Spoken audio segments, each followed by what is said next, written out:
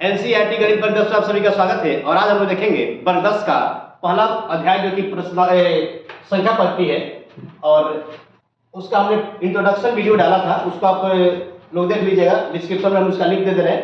और यहाँ पे देखिएगा मैथमेटिक्स से वर्ग 10 का संख्या पद्धति हम लोग देखेंगे,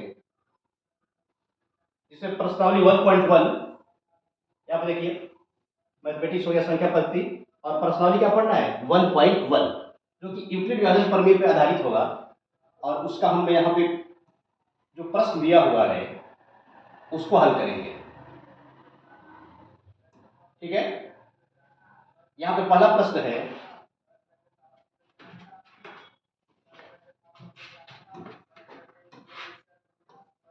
देखिए कह रहा है कि निम्नलिखित संख्याओं का एचसीएफ ज्ञात करने के लिए यूक्लिड विभाजन प्रमेय का एल्गोरिथम का प्रयोग करें। और प्रश्न दे रहा है, यहाँ पे प्रश्न हम लिख दे रहे हैं। प्रश्न है ओके 135 और 225। हमें क्या करना है, यूक्लिड विभाजन प्रमेय का प्रयोग करके यहाँ पे 135 और 225 का एचसीएफ ज्ञात करना है। ध्यान दीजिएगा, यहाँ पर लिख लेंगे इन दोनों में बड़ा क्या है, तो यहाँ पे लिखते हैं 225 से ग्रेटर देन कितना है 135 से। यहाँ पे ए का मान क्या होगा, ए बराबर जो बड़ा होता है वह ए का मान होता है 225 हो गया। और बी क्या होता है जिससे हम लोग भाग लेते हैं 135। ठीक है, पहले क्या करते हैं हम, अब यहाँ पे लिख लेते हैं यूक्लिड विभाजन प्रमेय से। ठीक है, यूक्लिड विभाजन प्रमेय बराबर होता क्या है, ए बराबर बी क्यू प्लस आर। ठीक है, चरण फर्स्ट में देखिएगा, इसको केस फर्स्ट बोलते हैं इंग्लिश में, और ये क्या होगा आपका चरण फर्स्ट है। तो देखिए ये कि ए जो होता है वह होता है हमारा भाज्य, बी क्या होता है भाजक, क्यू क्या होता है भागफल, और आर क्या होता है शेष होता है। तो यहाँ पे 225 बराबर है, पहले इसको क्या करते हैं हम साधारण भाग विधि से इसका एचसीएफ ज्ञात करते हैं, और फिर क्या करेंगे इसी के सहयोग से यहाँ पे इसको हम हल करेंगे। ध्यान दीजिएगा 225 में कितना से भाग देना है 135 से, 100 कितना से 35 से, कितने बार भाग जाएगा 135। अगर दो बार में हम लेकर जाएंगे तो 270 हो जाएगा, तो एक बार में यहाँ पे 135 आ गया। अब घटा लेते हैं 0 हो गया। उसके बाद से क्या होगा, यहाँ पे 12 में से अगर हम 3 घटाते तो कितना हो जाएगा 9, 90 हो गया। और एक यहाँ पे तो ये कर दिया, यानी कि 225 में जब हम 135 से भाग देते हैं तो 90 हमारा शेष पर बच रहा है। उसके बाद से क्या करेंगे, अब यहाँ पे क्या होगा, जिससे हम लोग साधारण भाग विधि से एचसीएफ निकालते हैं। यहाँ पे देखिएगा 135 आ गया यहाँ पे, और 135 में कितना से भाग देंगे 90 से भाग देंगे। ये भी कितना बार में जाएगा, एक बार में जाएगा। ये क्या हो गया हमारा 90, घटाएंगे तो क्या निकलेगा, यहाँ पे आएगा हमारा 45। ठीक है, अब इसमें क्या आएगा, ये 90 जिससे हम भाग दिए थे पहले, अब क्या होगा यहाँ पे, अब यहाँ पे आ जाएगा 90, और कितने बार में जाएगा 45 से भाग देने पर 45 गुना हो गया हमारा 90, यानी कि यहाँ पे हमारा शून्य शेष पर आया। कितना है शेष पर। ठीक है, अब देखिएगा जो चरण फर्स्ट है बिल्कुल इस पे आधारित है जो हम भाग दिए। सेकंड क्या होगा, सेकंड हमारा आधारित होगा जो यहाँ पे भाग का प्रोसेस 135 भागे 90, और थर्ड क्या होगा 90 भागे जो 45 है उस पर क्या होगा हमारा चरण थर्ड आधारित होगा। ध्यान दीजिए कैसे करते हैं। ए का मान कितना है, यानी कि जिससे भाग दिए, भाजक यहाँ पे भाजक क्या है 225 है। बी यानी कि जिससे हम भाग दे रहे हैं, तो भाग कितना से दे रहे हैं 135 से भाग दे रहे हैं। क्यू का मान क्या है, जितने बार में भाग लग रहा है पहले चरण में, एक बार में भाग लग रहा है प्लस से। आर क्या है शेषफल है, शेषफल कितना आया है, शेषफल आया है हमारा 90 लिख दिया यहाँ पे। उसके बाद लिखिएगा यहाँ पे क्या है, आर का मान 0 नहीं, यानी कि आर नॉट इक्वल टू 0।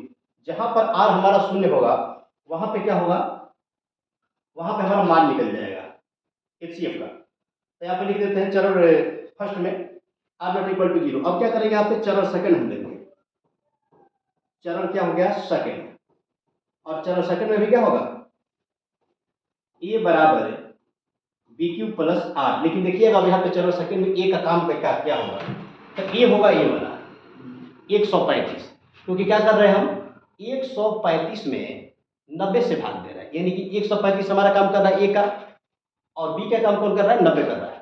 तो यहाँ पे लिख देंगे ए की जगह पर क्या होगा 135 बराबर बी का मान क्या होगा, बी का मान होगा हमारा 90। भाग कितने बार में लग रहा है, एक बार में, यानी कि एक का हो गया हमारा क्यू का मान, और आर क्या होगा, जो शेषफल आया है, शेषफल कितना आया है, तो शेषफल यहाँ पे आया है 45। इस कंडीशन में क्या है हमारा, आर 0 के बराबर नहीं, यानी कि आर क्या होगा, नॉट इक्वल टू 0, यानी कि तीसरा स्टेप में आएगा। ध्यान दीजिएगा तीसरा क्या होगा, यहाँ पर लिख लेते हैं चरण थर्ड, चरण क्या हो जाएगा आपका थर्ड, और फिर क्या होगा, यूक्लिड विभाजन प्रमेय से ए बराबर है बी क्यू प्लस आर। अब देखिएगा थर्ड यहाँ बताया ना, ये तीसरा चरण होगा हमारा, यहाँ पे क्या है, ए का मान हो जाएगा 90, बी का मान क्या होगा, बी का मान हो जाएगा 45, और जितना बार में भाग लगा वो क्या होगा हमारा, क्यू का मान होगा, क्यू का मान कितना हो जाएगा 2।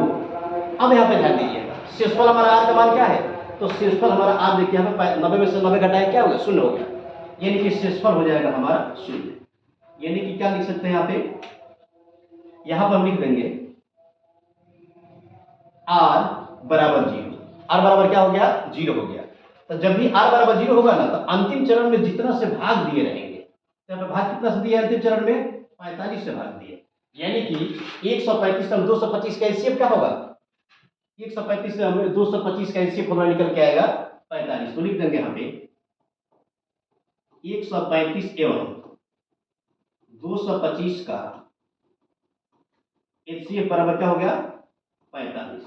इस प्रकार हमने क्या किया, इस प्रश्न को हल कर लिया। इसके बाद से इसका दूसरा प्रश्न देखेंगे, देखिएगा दूसरा प्रश्न क्या कर रहा है, तो दूसरा प्रश्न है यहाँ पे,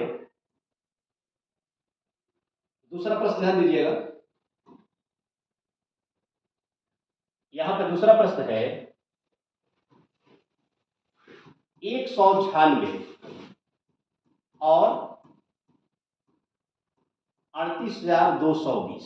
हमें क्या करना है, यूक्लिड विभाजन प्रमेय का प्रयोग करके 196 और 38,220 का एचसीएफ ज्ञात करना है। ध्यान दीजिएगा जैसे हमने पहले प्रश्न को इसमें हल किया उसी प्रकार से इसको भी हल करते हैं। ये क्या हो जाएगा आपका 38,220 है वो बड़ा है किससे, 196 से, जो बड़ा होगा वही क्या होगा हमारा, वही होगा भाज्य, यानी कि ए बराबर हो जाएगा 38,220 और बी बराबर क्या होगा, बी बराबर हो जाएगा हमारा 196। ये लिखेंगे यहाँ पे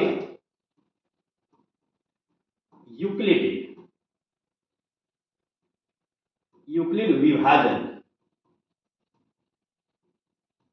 प्रमेय से, यूक्लिड विभाजन प्रमेय बराबर क्या होता है, ए बराबर B Q plus R, A बराबर क्या होता है B Q plus R. Introduction video में हम इसका चर्चा किए थे, ठीक है। अब देखिएगा यहाँ पे चरण फर्स्ट, चरण क्या होगा, चरण होगा हमारा फर्स्ट, ठीक है।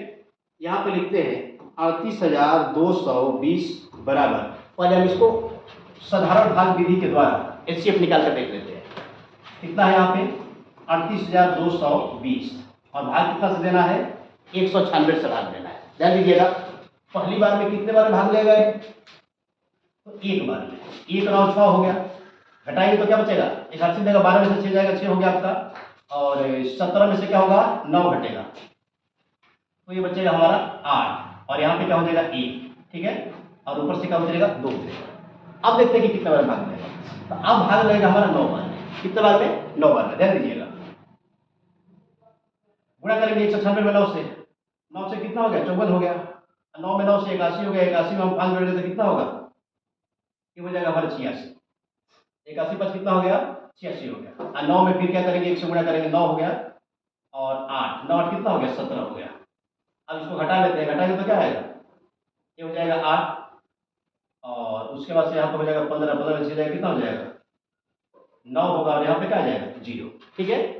अब देखते हैं कितना भाग लगेगा 5 बार में, तो 5 बार में कट जाएगा, 9 से क्या हो जाएगा आपका 80 हो जाएगा, 9 से कितना होगा 80, यानी कि हमारा जो भाग लगा वो कितने बार भाग लगा, तो भाग लगा हमारा 195, यानी कि इसको लिखेंगे बी का मान क्या होगा, बी यानी कि जिससे हम लोग भाग दे रहे थे, कितना से भाग दे रहे हैं 196 से, भागफल जो आया वो क्या होगा हमारा क्यू होगा, और क्यू का मान कितना आया है 195, और आर यहाँ पे क्या हो गया हमारा, आर शून्य हो गया, आर क्या हो गया, शून्य हो गया। ठीक है, तो यहाँ पे लिख देंगे आर बराबर क्या होगा जी, आर बराबर क्या हो गया हमारा, 0 निकल के आया। तो जहां भी आर अगर 0 निकल के आ रहे हैं तो वहां पे क्या हो जाएगा, अंतिम बार में जिससे हम भाग दिए रहेंगे वही क्या हो जाएगा हमारा एचसीएफ होगा। यानी 196 और 38,220 का एचसीएफ कितना होगा, 196 होगा। लिखेंगे यहाँ पे क्या है प्रश्न, 196 और 38,220 का एचसीएफ यानी कि महत्तम समापवर्तक कितना निकल के आया, 196 आया। इस प्रकार हमने क्या किया, इस प्रश्न को आसानी से हल कर लिया। इसमें हम तीसरा प्रश्न देखेंगे। ठीक है, एक बार स्क्रीनशॉट ले लीजिएगा इसका, फिर आगे बढ़ते हैं। तीसरा प्रश्न है, यहाँ पे है, यही पहले लिख देते हैं, पहले मिलाना पड़ेगा मार्क पे। ठीक है, यहाँ पे हम लिख देते हैं, क्या होगा, 867 और 255 है, 200 क्या हो जाएगा, 255। ठीक है, यहां पे लिख देते हैं 867 है, बड़ा है किससे, 255 से। ए बराबर क्या हो जाएगा 867 और बी बराबर क्या होगा 255। अब लिखेंगे यूक्लिड विभाजन प्रमेय से, क्योंकि इसका एचसीएफ किस विधि से निकालना है, यूक्लिड विभाजन प्रमेय से निकालना है। यूक्लिड विभाजन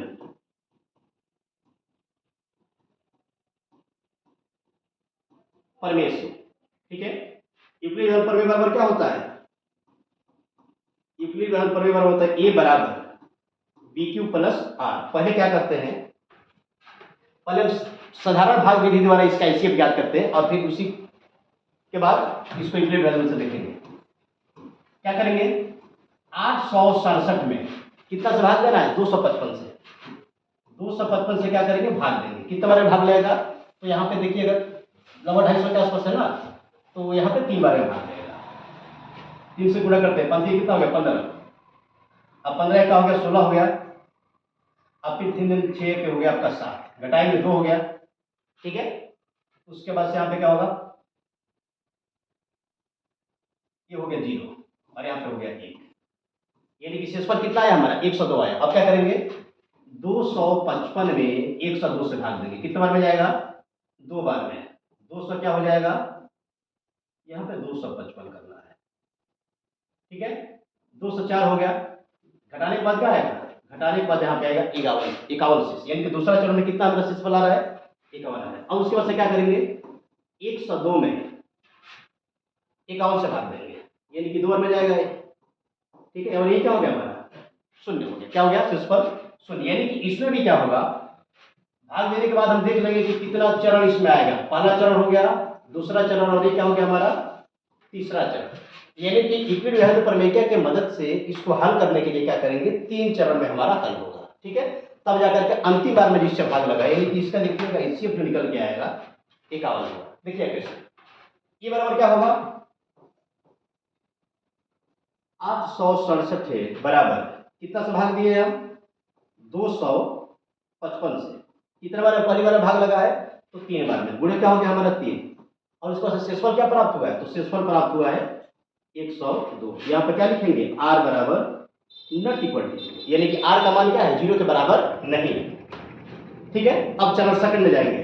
जब भी 0 नहीं आएगा शेषफल तो क्या होगा, उसके बाद से अगले चरण में चलेंगे।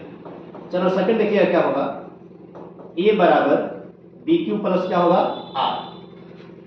अब देखिए चरण सेकंड में ए का काम क्या कर रहा है, 255 कर रहा है, और बी का काम क्या कर रहा है, 102। यानी कि जिसमें भाग लगा है वह क्या होगा, ए होगा, और जिससे भाग लगा है वो क्या होगा, बी होगा। तो यहाँ पे देखिएगा कितना भाग लगा है, 255 में भाग लगा है 102 से, और कितना बार में भाग लगा है, यहाँ पे देख रहे हैं आप 2 बार में। यानी कि क्यू का मान कितना होगा हमारा, क्यू का मान हो गया 2 प्लस शेषफल कितना आया है, तो शेषफल यहाँ पे देख सकते हैं कितना है, शेषफल 51 शेषफल आया है। शेषफल क्या हो गया 51, यानी कि यहाँ पे शेषफल शून्य नहीं है तो क्या होगा, तीसरे चरण में जाएगा। यहाँ पे फिर लिख देंगे आर नॉट इक्वल टू क्या होगा 0। ठीक है, अब यहाँ पे लिखेंगे चरण ढाल। चरण क्या होगा हमारा थर्ड। और यूक्लिड प्रमेय से क्या होगा, ए बराबर बी क्यू प्लस आर, चरण थर्ड यहाँ पे हम निकाले हुए हैं, जिसमें भाग दे रहे हो कि उसका मान कितना है 102 है, तो यहाँ पे लिख देंगे 102 बराबर बी, यानी कि जिससे भाग दे रहे हैं, कितना से भाग दे रहे हैं 90 से, 51 से, 51 हो गया। और कितने बार में भाग दे रहे हैं, ये होगा हमारा की 2 बार में भाग दे रहे हैं, गुणे 2 प्लस से आर, यानी कि शेषफल क्या है, तो शेषफल यहाँ पे हमारा 0 हो रहा है। ठीक है, तो यहाँ पर लिख देंगे आर बराबर क्या है 0। अंतिम बार में जिससे भाग दिए रहेंगे वही क्या होगा, दोनों संख्याओं का HCF होगा। अंतिम बार में किससे भाग दिए हैं, 51 से भाग दिए हैं, तो 51 ही क्या होगा हमारा HCF निकल गया। अब भाषा के रूप में लिख देंगे यहाँ पे 800 कितना है 67 है, और 255 का HCF बराबर क्या होगा 51 होगा। इस प्रकार हमने क्या किया, प्रश्न जो कि पहले में ही दिया हुआ था 3 प्रश्न, उसको हमने यूक्लिड प्रमेय की मदद से हल कर लिया। इसके बाद से हम देखेंगे प्रश्न संख्या 2। प्रश्न है, करें कि दर्शाए कि कोई भी धनात्मक विषम पूर्णांक 6q+1 या 6q+3 या 6q+5 के रूप का होता है, जहां q क्या है, q एक पूर्णांक संख्या है। ध्यान दीजिएगा, यहां पे हम लिख लेते हैं,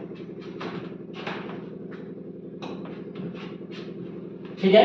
प्रश्न है यूक्लिड प्रमेय की मदद से हल होगा, यहां पे लिख देते हैं। और देखिए क्या कह रहा है कि दर्शाए कि कोई भी धनात्मक विषम पूर्णांक जो होगा, हम किसी भी धनात्मक विषम पूर्णांक को लेते हैं, उसका मान कैसे निकल के आएगा, 6q+1 होगा या 6q+3 होगा या 6q+ क्या होगा 5 के रूप का ही होगा। देखते हैं प्रश्न को। मान लेते हैं कि माना a के धनात्मक विषम पूर्णांक है, विषम क्या है यहाँ पे पूर्णांक है। देखिएगा, जब a एक धनात्मक विषम पूर्णांक है तो यहाँ पे क्या है, यूक्लिड प्रमेय से यहाँ पे क्या होगा, q जो होगा ना, यानी कि इससे भाग दिया गया है, तो जो भाग देते हैं उसको क्या बोलते हैं, हम लोग b बोलते हैं। तो b बराबर क्या हो जाएगा, b बराबर हो गया हमारा 6।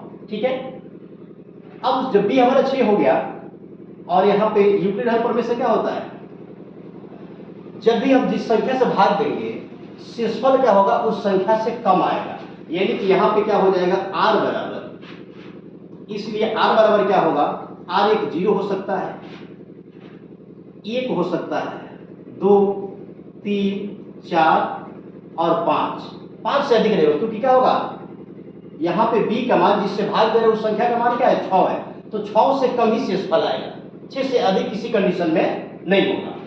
अब यहाँ पे क्या करते हैं, यूक्लिड प्रमेय की मदद से शेषफल हम r बराबर 0, फिर उसके बाद से r बराबर 1, 2, 3 5 तक करके देख लेते हैं, और फिर देखते हैं कि जो धनात्मक विषम पूर्णांक है वो 6q+1 या 6q+3 या 6q+5 के रूप का होता है कि नहीं, करके देखते हैं।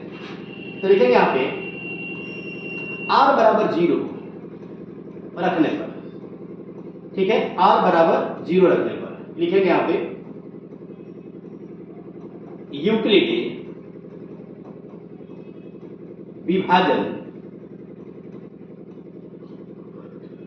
प्रमेय से, यूक्लिड विभाजन प्रमेय से, यूक्लिड विभाजन प्रमेय क्या कहता है, a बराबर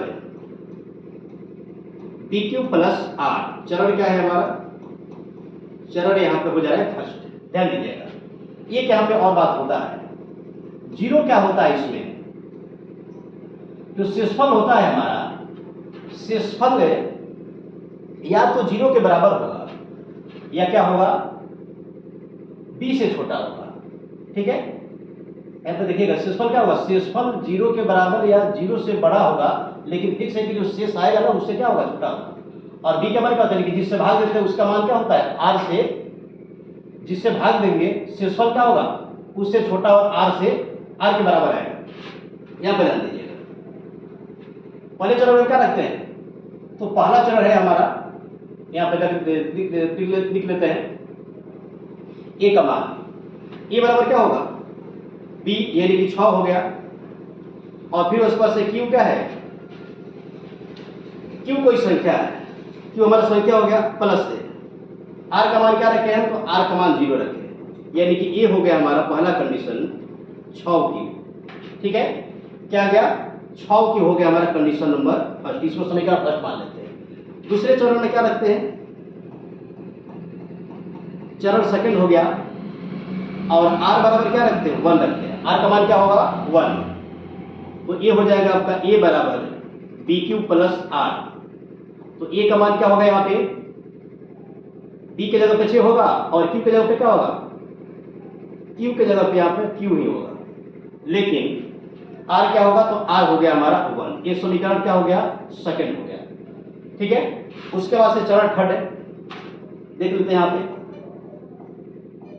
चरण क्या हो गया, चरण थर्ड है, और चरण थर्ड में क्या होगा, आर बराबर हम देखिएगा यहाँ पे 0 रख लिए के लिए, तो उसके बाद से क्या रखेंगे 2 रखेंगे, और इंटीग्रल पर में से क्या होगा, ए बराबर बी क्यू प्लस आर, ये तो ये रहेगा, और बी क्या है, बी का मान 6 और क्यू ये हो गया यहाँ पे, और आर का मान क्या है, आर का मान 2 है। ये समीकरण क्या हो गया हमारा, इस समीकरण निकल के आ गया थर्ड। उसके बाद से अब देखेंगे हम आर बराबर 3 रखेंगे, आर बराबर क्या रखेंगे 3। आइए हो जाएगा हमारा चरण 3 यहाँ पे है, ये होगा चौथा चरण। ये बराबर क्या लिखेंगे, B Q plus R, B का मान और क्यू 6 क्यू होगा, आर यहाँ पे क्या होगा, आर बराबर रखे हैं 3, ये नहीं हो गया हमारा समीकरण 4। ठीक है, अब उसके बाद से देखिएगा ये हो जाएगा चरण कितना 5।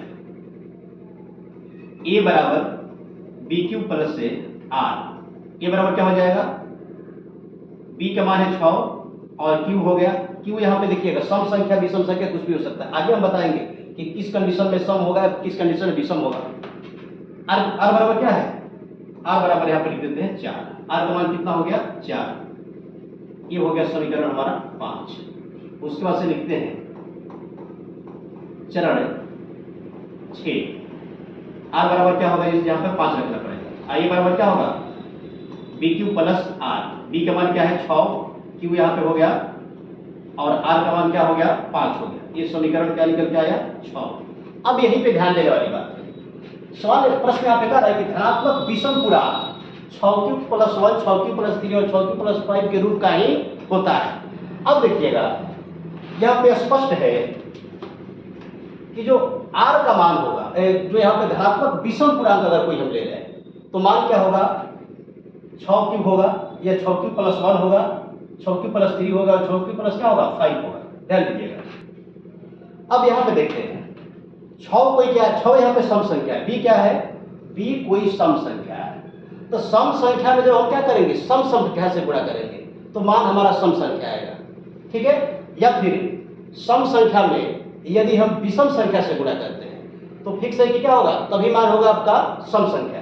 लेकिन जब विषम संख्या में विषम संख्या से गुणा करेंगे तो संख्या का मान क्या निकल के आएगा, विषम संख्या। देखिए कैसे 6 होगा, यहाँ पे क्यू के साथ में जोड़ के तो 12, ये क्या हो गया हमारा सम संख्या हो गया।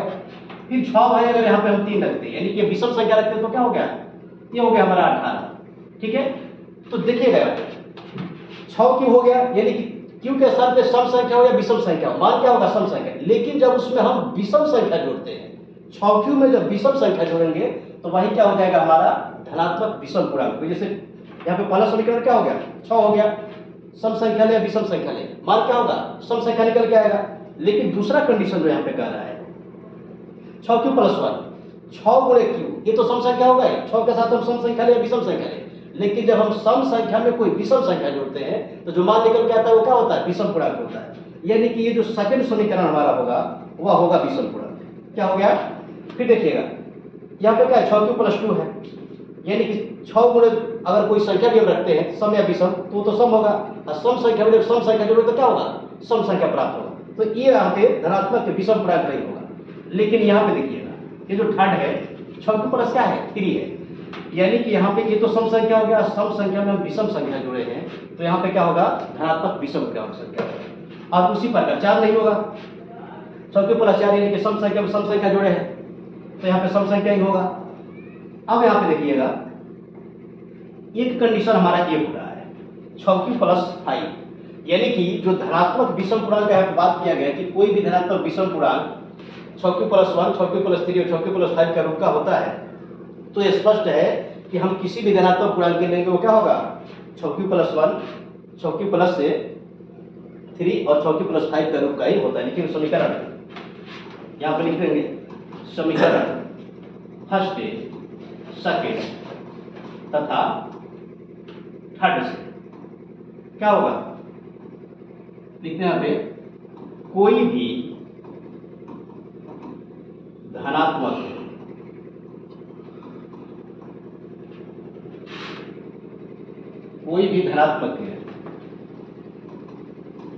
विषम पूर्णांक 6q + 1, 6q + 3, 6q + 5 के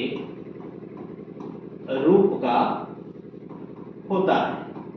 इस प्रकार हमने क्या कर दिया, यहाँ पे साबित कर दिया। अगर यही कहता कि कोई भी सम पूर्णांक कैसा होता है तो सम पूर्णांक में देखिएगा क्या होगा, ये हो जाएगा सम पूर्णांक 6q और फिर क्या होगा यहाँ पे 6q + 2 और फिर क्या होगा यहाँ पे 6q + 4, यानी कि 6q के साथ जब कोई हम सम संख्या जोड़ेंगे तो धनात्मक क्या होगा सम पूर्णांक होगा, और 6q के साथ जब हम कोई विषम संख्या जोड़ेंगे तो धनात्मक क्या होगा विषम पूर्णांक होगा। इस प्रकार हमने क्या किया, यूक्लिडियन प्रमेय की मदद से इस प्रश्न को आसानी से सत्यापित कर लिया।